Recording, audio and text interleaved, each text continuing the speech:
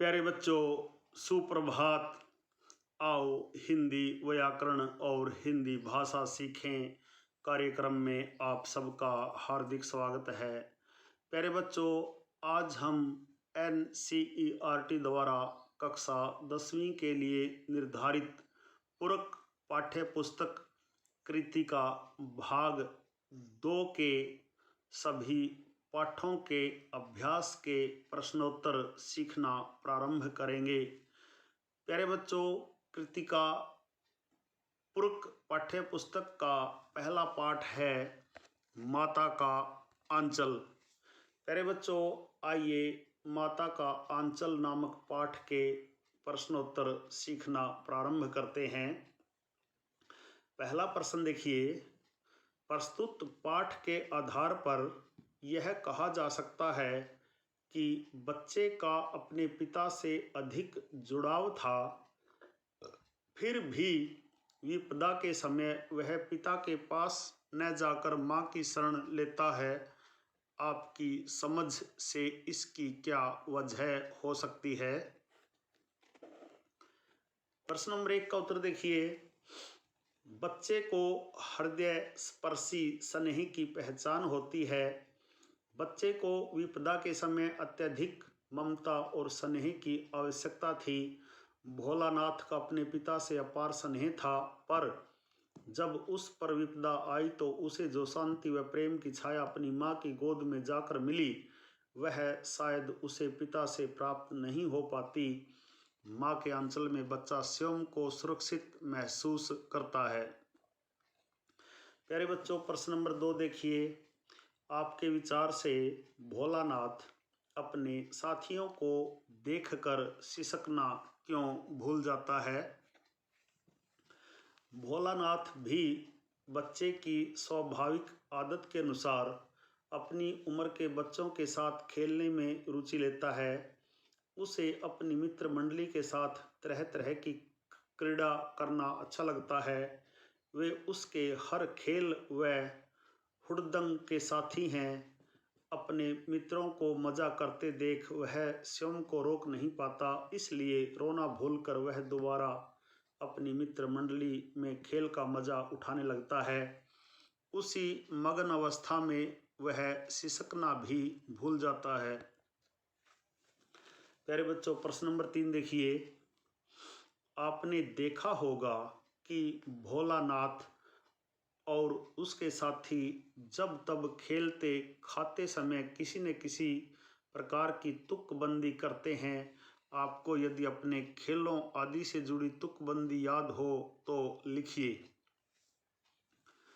मुझे भी अपने बचपन के कुछ खेल और एक आध तुकबंदियाँ याद हैं, जैसे नंबर 1, अटकन बटकन दही चटाके बन फूल बंगाले। नंबर 2, अक्कड़ बक्कड़ बम्बे बो 80-90 पूरे 100। प्रश्न नंबर 4 देखिए, भोलानाथ और उसके साथियों के खेल और खेलने की सामग्री आपके खेल और खेलने की सामग्री से किस प्रकार भिन्न है? प्यारे बच्चों, भोलानाथ व उसके साथी खेल के लिए आंगन व खेतों पर पड़ी चीज़ों को ही अपने खेल का सामान या आधार बनाते थे।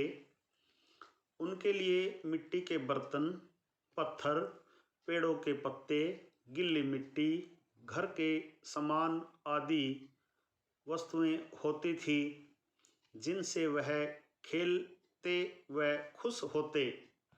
आज ज़माना बदल चुका है। आज माता पिता अपने बच्चों का बहुत ध्यान रखते हैं। वे बच्चों को बेफिक्र खेलने घूमने की अनुमति नहीं देते। हमारे खेलने के लिए आज क्रिकेट का सामान, भिन्न भिन्न तरह के वीडियो गेम व कंप्यूटर गेम आदि बहुत सी चीज़ें हैं जो उनकी तुलना में बहुत अलग हैं। भोलानाथ जैसे बच्चों की वस्तुएं सुलभता से व बिना मूल्य खर्च किए प्राप्त हो जाती, परंतु आज खेल सामग्री स्वनिर्मित न होकर बाजार से खरीदनी पड़ती है। आज के युग में खेलने की समय सीमा भी तय कर ली जाती है, अतः आज खेल में स्वच्छंदता नहीं होती है। 5वां प्रश्न देखिए, पाठ में आए ऐसे प्रसंगों का वर्णन कीजिए जो आपके दिल को छू गए हो। पाठ में ऐसे कई प्रसंग आए हैं जिन्होंने मेरे दिल को छू लिया। नंबर 1, रामायण पाठ कर रहे अपने पिता के पास बैठा हुआ भोलानाथ का आईने में अपने चेहरे को देखकर खुश होना, और जब उसके पिताजी उसे देखते हैं तो लज्जाकर उसका आईना रख देने की अदा बड़ी प्यारी लगती है। नंबर 2, बच्चे का अपने पिता के साथ कुश्ती लड़ना, स्थिर होकर बच्चे के बल को बढ़ावा देना और पछाड़ खाकर गिर जाना, बच्चे का अपने पिता की मूंछ खींचना और पिता का उसमें प्रसन्न होना बड़ा आनंदमयी प्रसंग है। नंबर 3, बच्चे द्वारा बारात का संवाग रचते हुए समधी का बकरे पर सवार होना, दुल्हन को लिवालाना व पिता द्वारा दुल्हन का घूंघट उठाने पर सब बच्चों का भाग जाना, बच्चों के खेल में समाज के प्रति उनका रुझान झलकता है तो दूसरी ओर उनकी नाटकीयता, संवाग उनका बचपना। नंबर 4, कहानी के अंत में भोलानाथ का माँ के आंचल में छिपना, सिसकना, माँ की चिंता, हल्दी लगाना, बाबूजी के बुलावे पर भी माँ की गोद न छोड़ना, मर्मस्पर्शी दृश्य उपस्थित करता है, अनायास ही माँ की याद दिला देता है। प्रश्न नंबर 6 देखिए, इस उपन्यास के अंश में 30 के दशक की ग्राम्य संस्कृति का चित्रण है। आज की ग्रामीण संस्कृति में आपको किस तरह के परिवर्तन दिखाई देते हैं? उत्तर देखिए, गांवों में हरे भरे खेतों के बीच वृक्षों के झुरमुट और ठंडी छांवों से घिरा कच्ची मिट्टी एवं छान का घर हुआ करता था, जबकि आज ज़्यादातर गांवों में पक्के मकान ही देखने को मिलते हैं। नंबर 2, पहले गांव में भरे पूरे परिवार होते थे, आज एकल संस्कृति ने जन्म लिया है। नंबर 3, अब गांव में भी विज्ञान का प्रभाव बढ़ता जा रहा है, जैसे लालटेन के स्थान पर बिजली, बैल के स्थान पर ट्रैक्टर का प्रयोग, घरेलू खाद के स्थान पर बाजार में उपलब्ध कृत्रिम खाद का प्रयोग तथा विदेशी दवाइयों का प्रयोग किया जा रहा है। नंबर 4, पहले की तुलना में अब किसानों, खेतीहर मजदूरों की संख्या घट रही है। नंबर 5, पहले गांव में लोग बहुत ही सीधा साधा जीवन व्यतीत करते थे, आज बनावटीपन देखने को मिलता है। प्रश्न नंबर 7 देखिए, पाठ पढ़ते पढ़ते आपको भी अपने माता पिता का लाड़ प्यार याद आ रहा होगा। अपनी इन भावनाओं को डायरी में अंकित कीजिए। मुझे भी मेरे बचपन की एक घटना याद आ रही है। मैं आंगन में खेल रहा था। कुछ बच्चे पत्थर से पेड़ पर फंसी पतंग निकालने का प्रयास कर रहे थे। एक पत्थर मुझे आंख पर लगा। मैं जोरों से रोने लगा। मुझे पीड़ा से रोता देखकर माँ भी रोने लगी। फिर माँ और पिताजी मुझे डॉक्टर के पास ले गए। डॉक्टर ने जब कहा डरने की बात नहीं है, तब दोनों की जान में जान आई। प्यारे बच्चों, माता का अंचल नामक पाठ का प्रश्न नंबर 8 देखिए। यहाँ माता पिता का बच्चे के प्रति जो वात्सल्य व्यक्त हुआ है उसे अपने शब्दों में लिखिए। प्यारे बच्चों, वात्सल्य का अर्थ होता है माता पिता का बच्चे के प्रति प्यार। उत्तर देखिए, माता का आंचल में माता पिता के वात्सल्य का बहुत सरस और मनमोहक वर्णन हुआ है। इसमें लेखक ने अपने शैशव काल का वर्णन किया है। भोलानाथ के पिता के दिन का आरंभ ही भोलानाथ के साथ शुरू होता है। उसे नहलाकर पूजा पाठ कराना, उसको अपने साथ घुमाने ले जाना, उसके साथ खेलना व उसकी बाल सुलभ क्रीड़ा में प्रसन्न होना उनके स्नेह व प्रेम को व्यक्त करता है। भोलानाथ की माता वात्सल्य व ममता से भरपूर माता है। भोलानाथ को भोजन कराने के लिए उनका भिन्न भिन्न तरह से सुहाग रचना एक स्नेही माता की ओर संकेत करता है, जो अपने पुत्र के भोजन को लेकर चिंतित है। दूसरी ओर उसको लहूलुहान व भय से कांपता देखकर माँ भी स्वयं रोने व चिल्लाने लगती है। अपने पुत्र की ऐसी दशा देखकर माँ का हृदय भी दुखी हो जाता है।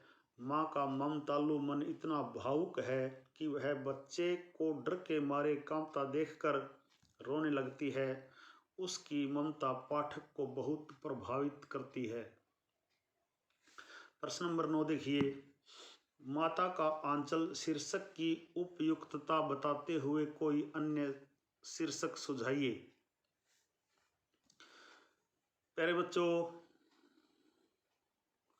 लेखक ने इस कहानी के आरंभ में दिखाया है कि भोलानाथ का ज़्यादा से ज़्यादा समय पिता के साथ बीतता है। कहानी का शीर्षक पहले तो पाठक को कुछ अटपटा सा लगता है, पर जैसे जैसे कहानी आगे बढ़ती है बात समझ में आने लगती है।